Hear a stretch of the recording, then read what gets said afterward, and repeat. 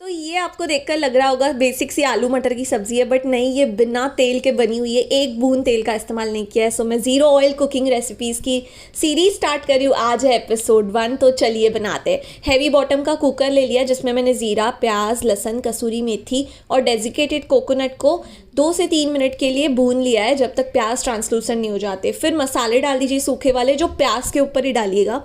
हल्दी पाउडर, धनिया पाउडर, लाल मिर्च पाउडर, किचन किंग मसाला डाल दिया। 1 मिनट के लिए घुमाने के बाद थोड़ा सा पानी डाल दिया ताकि मसाले जले नहीं। फिर से 1 मिनट पका लिया। फिर डाल दिया है मैंने टमाटर की प्यूरी, 2 टमाटर की प्यूरी और नमक।